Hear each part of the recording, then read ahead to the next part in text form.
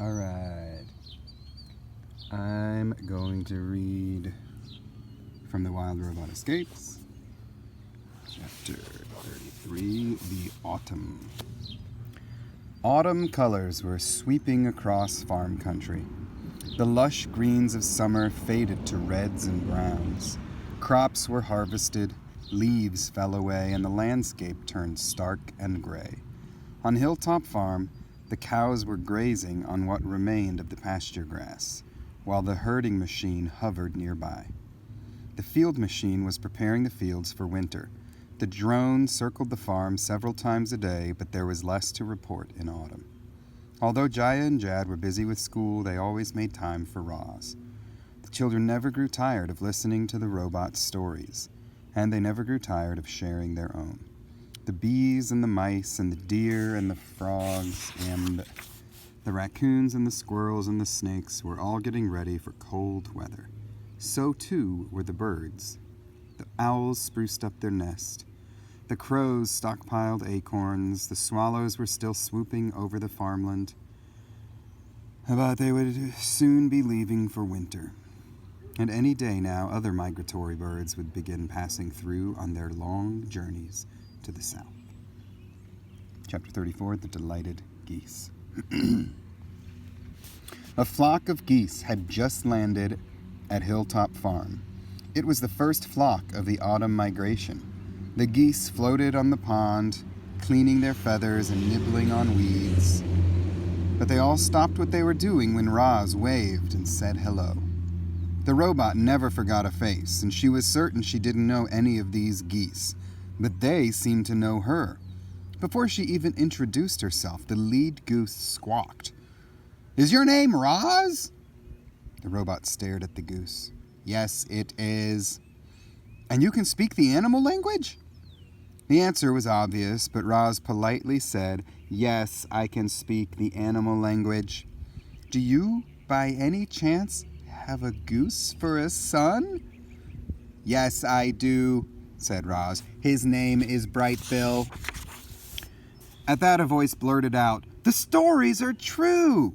And suddenly the flock was smiling and fluttering over to the robot.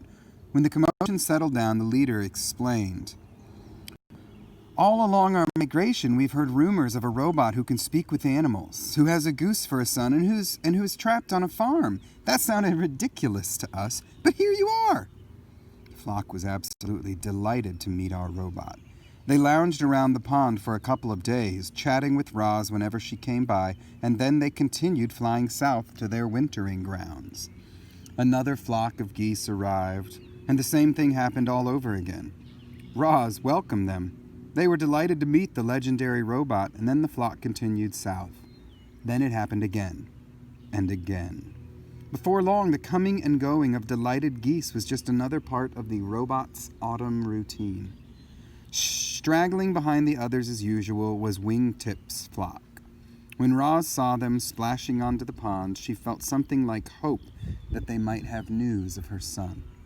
Sadly, the geese had no news to report, and as the flock took off and left Roz behind, she began to question whether she'd ever see Brightbill again. Chapter 35, The Memories. Roz still dreamed of escaping, of going home, of reuniting with her son, but her dreams were starting to feel impossible. She was losing hope. Was it time for the robot to accept her new life and forget her old one? Forget. Roz was troubled by that word. You see, her computer brain remembered every detail of her life on the island, and it hurt to think she might never make it back there. However, the robot could always forget. She could erase her old memories. It would be like they never happened. The heaviness of how she now felt would vanish. But without her memories, who would she be? No, Roz wanted to remember her old life, which was good, because someone from her old life was about to appear. Oh boy. So now if we were in the classroom, we would have a lively discussion about who you think is about to appear from her old life. So I would call on students and they would share, but we're not in the classroom, we're here.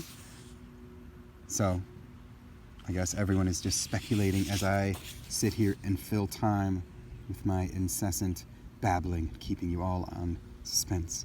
Maybe I should just put the phone down for a few moments and let the time tick by. Nope, I won't. Chapter 36, The Unusual Flock. Another flock of geese was approaching the farm, but this flock was unusual. It wasn't flying south like the others. It was flying north in a perfect V formation, and it was led by a young, graceful goose. Could it be? I don't know. The flock flew once around the farm buildings and then delicately touched down in the barnyard. The leader whispered some words to the others, then he fluttered in through the barn door. The cows looked up from the stalls as the goose perched himself on a railing near the middle of the barn. Then the goose cleared his throat, shook his tail feathers, and announced to the herd, "I'm looking for a robot named Roz. My name is Brightbill. I am her son." It is Roz. Chapter 37, The Reunion. Oh my goodness. Something was wrong with the cows. Their excited moos echoed out from the barn and across the farm. Roz sent the milk truck away for its evening deliveries and hurried off to see what the ruckus was about. When she stepped into the barn, she found the entire herd crowded together. As the robot started pushing her way through, the cows turned to her and smiled. And then Roz saw him, her beloved son, Brightbill. As you know, reader, robots don't feel emotions, not the way animals do. But in that moment, in that barn, nobody had any doubt how Roz felt. She rushed forward and scooped her son into her arms. "Brightbill," she cried, "is it really you?" "It's really me," Brightbill nuzzled his mother's face. "But how did you find me?" said Roz. "Ma, you're famous. You were all anyone could talk about at the wintering grounds. It started with the flocks of geese that stopped here on their migrations. They shared your story with everyone they met. Your story spread from flock to flock, from north to south, from east to west. Eventually, your story made it to me. I took off as soon as I heard where you were. I didn't even tell the others. But we caught up to him." Loudwing, the old goose, fluttered over the herd and gently landed on a cow's back. "Brightbill wasn't the only one who wanted to see you, Roz." The rest of the flock appeared, and the robot found herself surrounded by old friends and family. Squawking and mooing and laughing and cheering filled the barn. But then came a loud, clear voice that only the robot understood. "Roz, what are you doing?" The animals hushed. Roz slowly turned around, and there were Jaya and Jad standing in the doorway. The children had seen everything. Oh man. Whew. Chapter 38, The Truth. Some intense chapters going on here. Children can be very sneaky, and when Jaya and Jad heard the ruckus coming from the barn, they silently sneaked over to investigate. Now they were staring at a very strange scene indeed. Roz was standing in the middle of the barn, surrounded by the entire herd of cows. For some reason, a flock of geese was there as well, and one of the geese was being cradled in the robot's arms. But what most confused the children were the wild animal noises Roz had just been making. The thing is, children aren't just sneaky, they're also smart. And it didn't take long for Jaya and Jad to make sense of that strange scene. "Those stories Roz told us about the robot on the island," said Jad to his sister, "they were about her." "The goose in Roz's arms," said Jaya to her brother, "that must be her son." All of Roz's stories came flooding back to the children. The robot, the island, the wild animals, the adventures. Those stories seemed so fanciful. Could they really be true? You are correct, children. Those robot stories are about me, admitted Roz, with a hint of sadness in her voice. There were so many times that I wanted to tell you the truth about my past, but I was afraid the truth would frighten you. The robot motioned to the goose in her arms. This is my son. His name is Brightbill.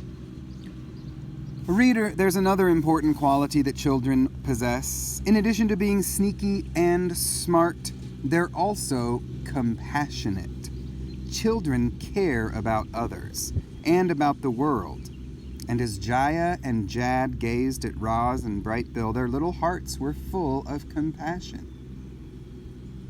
Please do not tell your father about me, said Roz. To him, I'm just a machine.